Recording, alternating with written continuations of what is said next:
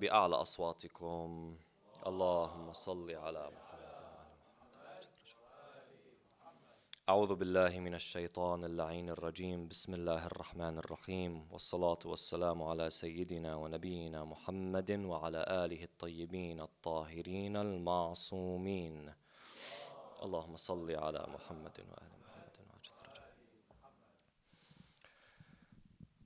When Allah subhanahu wa ta'ala sent the Holy Prophet, He sent him as a guide to the ummah, rather to all of humanity. And He sent with him a book that will everlast the Prophet sallallahu alaihi wasallam and be a guide to the same ummah that he was sent to, even when there isn't a ma'soom, an immaculate amongst them. And we believe that this book, my brothers and sisters, لا يأتيه الباطل من بين يديه ومن خلفه, this book that Allah subhanahu wa ta'ala revealed to the Prophet, has not been changed, no additions, no subtractions, no changes to the book since it was revealed to Rasulullah sallallahu alayhi wa sallam. And henceforth, it is a pillar in our religion, and everything that we have in this religion is based upon the Quran in one way or another, and ultimately goes back to the Quran. This there is no discussion about. But when it comes to the meanings of the verses of the Quran, when it comes to the words, there's no discussion. When it comes to the meanings that are behind those words, they are open to interpretation. Most of the Quran, my brothers and sisters, was revealed in such a way where the verse itself can have multiple meanings. And in some circumstances, you can derive from one verse several different meanings, although the verse is one in its wording. And that's why our ulama, they said, Al-Quran qat'iyyu as-sudur dhanniyyu ad-dilala. Meaning, the Quran, when it comes to its source, we are 100% certain of where its source is, and that it comes from Allah subhanahu wa ta'ala, and there's no discussion. On that point, there is certainty. As for when it comes to the meanings of those words that were revealed to Rasulullah sallallahu alayhi wa sallam, there is discussion, and there is different interpretations that we can bring. And it's because of this ambiguity, or I would say, it's because of this freedom, let's say, of interpretation that some of us think that they have or may think that they have. It's because of this these different interpretations that we find that the Muslims have differed on what Allah subhanahu wa ta'ala is trying to say in the Holy Book. And so you find that one verse is saying, pay khumus. One verse is saying, pay khumus. The Shi'as say, this verse is telling us to pay khumus on everything that we have and everything that we have profited from.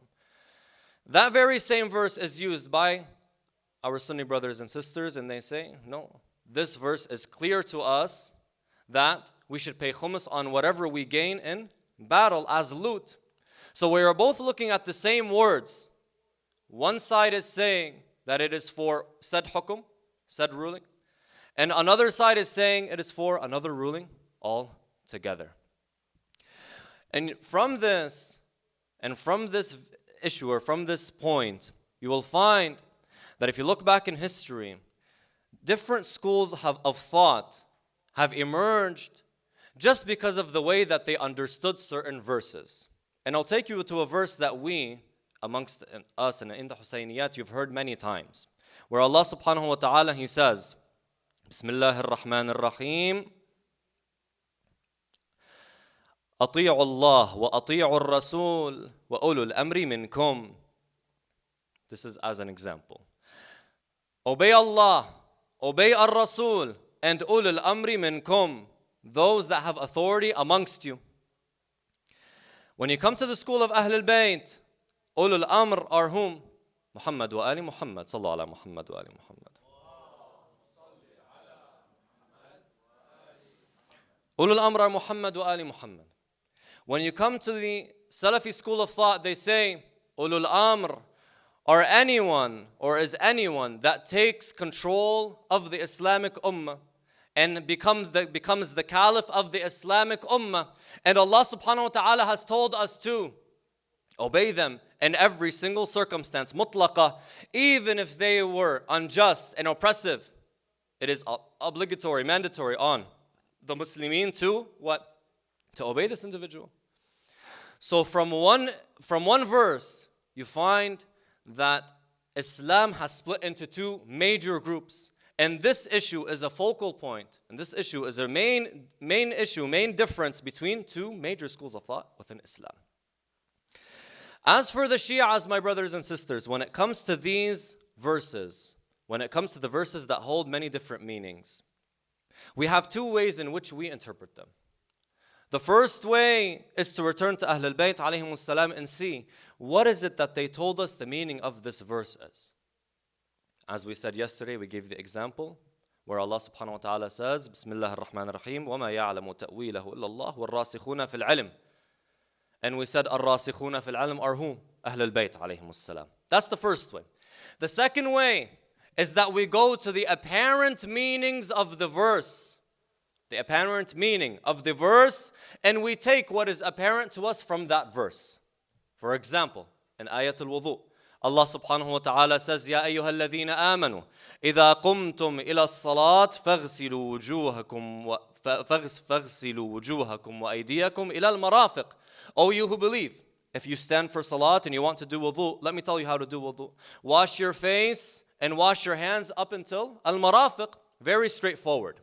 Similarly, Allah subhanahu wa ta'ala says in the Quran, قُلْ لَا إِلَهَ إِلَّا اللَّهِ لَا إِلَهَ إِلَّا اللَّهِ. Very simple verse. And its meaning is apparent. You don't need anyone to give you tafsir of that verse. And its apparent meaning. Ahlul Bayt alayhimus salam may give you the in-depth meaning. But the apparent meaning is there and clear. This is how Ahlul Bayt alayhimus salam told us to understand the Quran and derive the meanings from the Quran. As for the other schools of thought, no. They will go back to subjective reasoning. They will go back to qiyas, istihsan, and other methods to derive the meanings of the verses. So tonight, my brothers and sisters, I want to delve into this topic. The topic of tafsir al-Quran bil-ra'i. Deducing the meanings of the Quran through one's opinion. Through what subjective reasoning dictates. And I want to tackle this issue through two means, or by answering two questions. The first one is, what is the stance of Ahlul Bayt alayhimus salam when it comes to explaining the Quran, deducing the meanings of the Quran through one's opinion? And the second is a more technical question, but I think it's important. Afwan Sayyidina Mahat, can we just turn off that light because it's blinding me? Jazakumullah khairan. Sallu ala Muhammadin wa ali Muhammad. Ahsant. Nawar Allah alayk. The second question, my brothers and sisters, is how do we correlate and coincide between the many narrations that we have that tell us, do not deduce the Quran by what you think and by your opinions, and the fact that we understand the Quran by its apparent meanings? Yani, from one end, I have narrations that tell me, do not deduce the meanings of the Quran with your intellect, with your opinions, with your whims. And I have other ayat and riwayat that tell us, take what is apparent in the Quran. How can we bring these two ideas, put them side by side, and take them both? Are they not contradicting? This is the question that I want to pose tonight, inshallah, and answer it as well. So we will begin with salawat ala Muhammad wa ali Muhammad.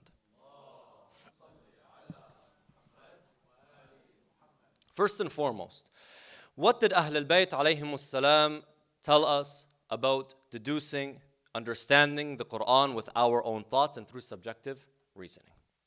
Before this, let's understand what that actually means. What does it mean to do tafsir bil-ra'i? To deduce the Quran with your own reasoning and with your intellect. We mean that we deduce, we understand, or we try to understand, we try to explain what Allah subhanahu wa ta'ala is conveying to us in the Quran, not by what we are certain of, but why?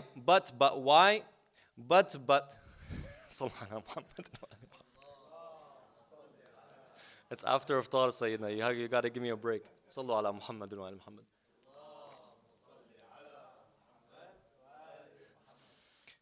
So, when we deduce the Quran, when we deduce the meaning of the Quran, is it by what we speculate or is it by what we are certain of?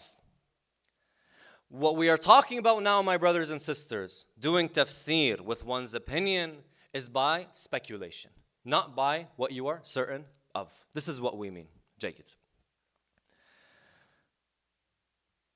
When it comes to the riwayat of Ahlul Bayt alayhimus salam, we see that Ahlul Bayt alayhimus salam told us, do not deduce the Quran with what you think and what you believe in.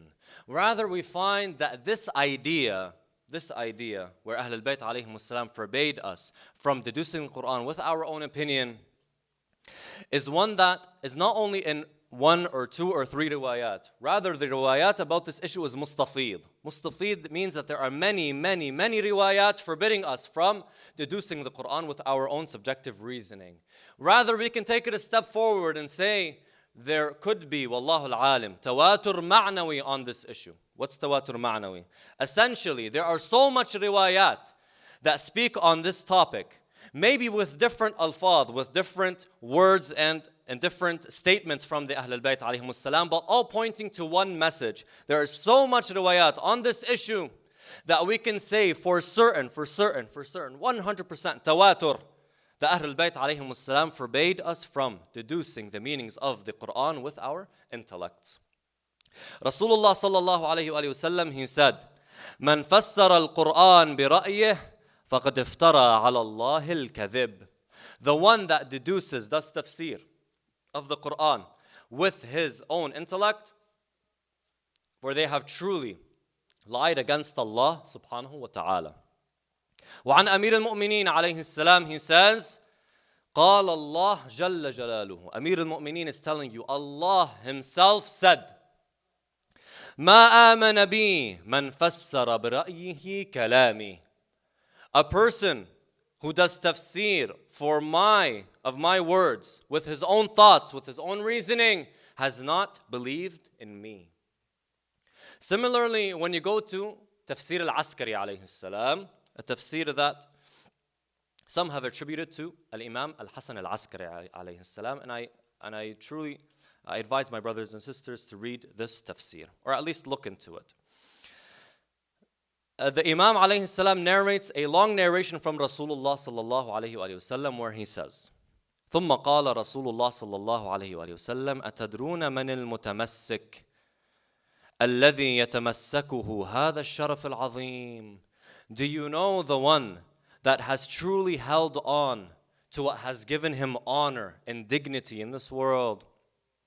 هو الذي أخذ القرآن وتأويله عنا أهل البيت. He is the one that has taken the Quran and its meanings from us Ahlul Bayt, أو عن وسائطنا السفراء عنا إلى شيعتنا, or our representatives to our Shias, the ulama. لا عن آراء المجادلين وقياس القايسين, and did not take it from the people of discord and those that apply qiyas. جيد. Until he says, فأما من قال في القرآن برأيه. As for those that try and interpret the Quran according to what they think, فإن اتفق له مصادفة الواقع فإن اتفق له مصادفة صواب فقد جهل في أخذه عن غير أهله. There's one of two options for this individual. Either the interpretation that they gave is truthful, or the interpretation that they gave was wrong. If their interpretation was truthful, then they have truly went down a path and used a means that is incorrect. And they are, the riwayah says, they are the same as the person that walks through the forest without a weapon with them, knowing that this forest is filled with ferocious animals. If they end up getting to their destination and they are safe, al-uqala, the intellectuals of society, will not look at them and say, "Wallah, you're a wise person." Rather, they would blame him for going into a dangerous forest without a means to protect himself. So even though he got to the goal, the means by which he got to that goal were wrong. And if it happened that they were wrong in their interpretation, then it is the same as the person that walks through the forest and is killed by the wild animal. This person has come out with two things. Number one is they were killed, death. And number two, the uqala, the intellectuals of society, blame them for being reckless. A person that tries to take from the Quran and deduce meanings from the Quran with their own intellects, my brothers and sisters, is just the same as this individual that is walking blindly through a forest filled with animals. Sallu ala Muhammad wa ali Muhammad. Ahlul Bayt alayhimus salam were very clear on this issue. Now the question that comes, why? Why is it that Ahlul Bayt alayhimus salam stressed so much on this issue? And for those that have looked into the books of hadith, sometimes, my brothers and sisters, on one issue, on one ruling, we might have one hadith. قال الصادق عن زرارة كذا, just one hadith. And that one hadith gives us not just one ruling, gives us many different rulings in the world of fiqh, jurisprudence. So we might base an entire book from jurisprudence on maybe one or two hadith. But then if we look in the books of hadith and we find that on one specific issue there are many different hadith, then we know that this issue was stressed upon by Ahlul Bayt alayhimus salam. And the ulama kept on putting the same hadith and hadith and with that one meaning or similar meanings because of how important this issue is. So the question is, why did Ahlul Bayt alayhimus salam stress so much on going back to them for the interpretation of the Quran? The first one, my brothers and sisters, is because the Quran has many depths, many different meanings enveloped in one verse. Some riwayat say that one verse has 7 meanings. Other riwayat say that one verse has 70 meanings.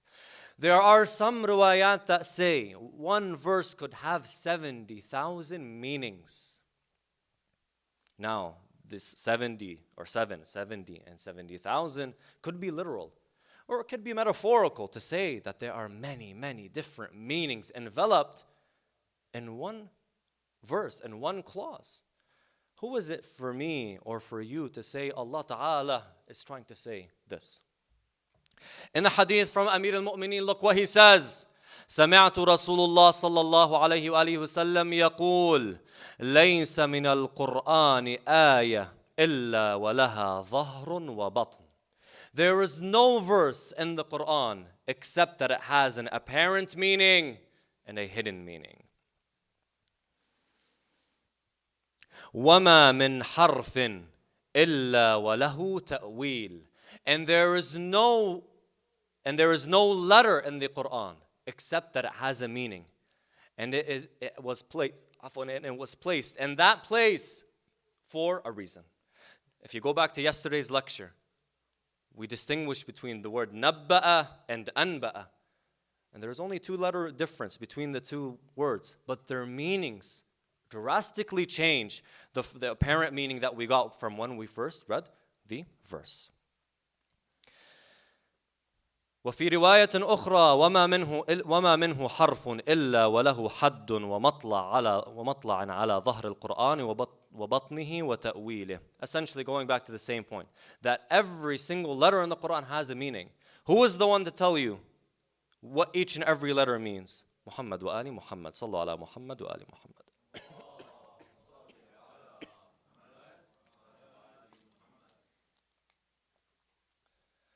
This is the first reason. The second reason why Ahlul Bayt alayhimus salam stressed on going back to them for the tafsir of the Quran is that the Quran, my brothers and sisters, is not, let's say, written, although it wasn't written, it was revealed. But let's say, it wasn't written like any other book. The Quran has nasikh wa mansukh, am wa khas. And these words are in the riwayat of Ahlul Bayt when they're trying to explain to the Shias why they are not able to understand the Quran through themselves. Rather, they have to go back to them. What is nasikh wa mansukh? What is aam wa khas? Nasikh wa mansukh, my brothers and sisters, means that sometimes Allah subhanahu wa ta'ala will reveal a verse. In some instances, rather, Allah subhanahu wa ta'ala will reveal a verse. And then later on, in the years of the Ba'athah, will reveal another verse that supersedes that verse in which He revealed. And then the second verse will essentially overtake the first verse, supersede it, and the new ruling will be in accordance to the second verse. Let me give you an example. Allah subhanahu wa ta'ala in the Quran, He says, وَاللَّاتِي يَأْتِينَ الْفَاحِشَةَ مِن نِسَائِكُمْ فاستشهدوا عليهن أربعة منكم فإن شهدوا فأمسكوهن في البيوت حتى يتوفاهن الموت أو يجعل الله لهن سبيلا. And those that have committed the sin, the great sin amongst your women, those that have committed the great sin amongst your women, then have 4 witnesses to stand against them and say, we have witnessed this act. If you have 4 witnesses, then put them in their houses and essentially keep them on house arrest. Jayyid. This is what this verse is saying. When you go back to some of the other verses, it says, those that have committed zina from your woman or from your men, then the act is punished by said punishment. These 2 verses go against each other. Why do they go against each other? Why is there a contradiction between the 2? The first one is saying the punishment for adultery wal-'iyadh billah is what? House arrest. And the second one is saying the punishment for adultery is the said punishment, the known punishment. طيب. The ulama, they come and they say that these 2 verses are an example of nasikh wa mansukh. For some time, the first verse was put into effect until the second verse came down and superseded the first verse. The first ruling was house arrest. Then Allah subhanahu wa ta'ala changed that ruling into ar-rajm. واضح? This is nasikh wa mansukh. So when I'm reciting a verse and I'm saying Allah ta'ala wants me to do 1, 2, 3, and 4, and I'm understanding this meaning from this verse can be mansukh. And another verse has taken its place. Obviously, it's from the Quran, but supersedes it in terms of the ruling, the hukm al-shar'i. And so, how do we know an-nasikh wal-mansukh? We go back to Ahl al-Bayt alayhimus salam that know an-nasikh wal-mansukh. And Ahl al-Bayt alayhimus salam have said that we are the ones that know an-nasikh wal-mansukh. Why? Because al-wahi, revelation, came down in our homes.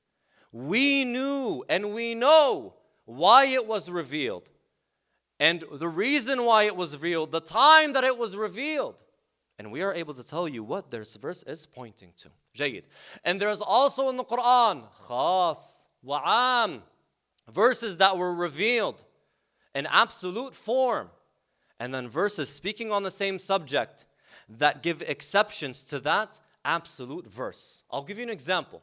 Allah subhanahu wa ta'ala in the Quran, what does He say? He says, كُلُّ نَفْسٍ ذَائِقَةُ الْمَوْتِ. Every soul, every living being will taste death. This is an absolute verse, yes? طيب. Is Allah Ta'ala living? He is living. So will He taste death? Allah Ta'ala in another verse He says, وَيَبْقَى وَجْهُ رَبِّكَ ذُو الْجَلَالِ وَالْإِكْرَامِ. The face of your Lord will stay everlasting. ذُو الْجَلَالِ وَالْإِكْرَامِ. So Allah Subhanahu wa Ta'ala first reveals al-am, an absolute verse, a verse that encompasses everything. And then in another verse, He will come and take an exception. He will say, except this person, that, except this, and this. He will take from the all-encompassing meaning of the first verse certain exceptions. طيب, who is the one that is going to show you al-khas min al-am? Who is the one that's going to tell you, by the way, this verse is speaking about that other verse, and it is taking away from that other verse and giving you exceptions? It is through Muhammad wa Ali Muhammad. Sallu ala Muhammad wa Ali Muhammad. Jayyid. So after we've answered that question, we go on to the second question, my brothers and sisters. How do we coincide and correlate between the verses that tell us to take from the apparent meanings of the Quran and the verses, or rather the hadith, that tell us not to take the meanings of the Quran in accordance to what we understand and in accordance to our whims. To answer this question, my brothers and sisters, we need to discuss 2 points, 2 introductory points. The first one is this, and we're going to go back to the question, but there are 2 very important things that we need to understand. The first one, when it comes to knowledge, there are different levels to knowledge. Al-ilm has 4 different levels. The first one is doubt, ash-shak, where you're 50-50. The second one is dhann, speculation, where you're over 50, but you're not certain. The third one is confidence. You're confident of something. You're like 98% sure of something, but you're not 100% certain. The last one, my brothers and sisters, is certainty, yaqeen, ilm. Jayyid. When it comes to what you're allowed to depend on, from these 4 levels of knowledge, you're only allowed to use what you are certain of. As in, when you come back to Allah subhanahu wa ta'ala and you say to Him, I depended on this verse, for example, or this narration, He will tell you, were you certain that this narration was from me or from one of my immaculates, one of the ma'sumin alayhimus salam? If you say, yes, I was certain, then you're allowed to depend on it, and Allah Ta'ala will excuse you if it turns out that verse was not correct, or that narration was not said by Ahlul Bayt alayhimus salam. But if you had dhann, or you had doubt, dhann is speculation, or doubt, you're not excused in front of Allah subhanahu wa ta'ala. And when it comes to confidence, there's a discussion between the ulama, but ultimately it is dhann. It's part of dhann, speculation. Jayyid. So the only type of knowledge that we are excused with in using is certainty. Jayyid. This is the first introduction. The second introduction. Oh, there's one more thing. Sometimes we are allowed to use dhann, speculation. Only if Allah subhanahu wa ta'ala tells you, this means, although it's dhanni, although it's mere speculation, you're allowed to use it. And I allow you to use it. Jayyid? طيب. Second introduction. The Quran, my brothers and sisters, is made up of 2 types of verses. The first type is what we call al-ayat, an-nas fil murad. Al-ayat, allati hiya nassun fil murad. What does that mean? They are those verses that can't be interpreted and can't be understood except through one meaning. قُلْ لَا إِلَهَ إِلَّا اللَّهِ. Bring all of the geniuses around the world, put them around the table and tell them, try and derive another meaning out of this verse or this clause. They will not be able to find another meaning. قُلْ لَا إِلَهَ إِلَّا اللَّهِ. You can't misunderstand it. قُلْ هُوَ اللَّهُ أَحَدٌ. Very simple, straightforward. You cannot interpret it any other way. And then there are these verses that are what? They're not nas. They are ظاهر fil murad. What is ظاهر fil murad? ظاهر fil murad is that they are open to interpretation. You can read that verse and understand it in many different ways. As for the first one, النص fil murad, we have certainty that Allah subhanahu wa ta'ala means this by said verse. قُلْ لَا إِلَهَ إِلَّا اللَّهِ. He means that there is no God or no deity except Allah subhanahu wa ta'ala. We have certainty because it is nas. And there is no way that you can misunderstand this verse. Jayyid? As for al-zahir, the one that we have speculation about, or that we can interpret in different ways, then we have speculation, dhann, that this is what is meant and not this. Wadah up until here? We have an-nas and al-zahir. An-nas, we are certain of the meaning. Al-zahir, we have speculation of what Allah subhanahu wa ta'ala is trying to say.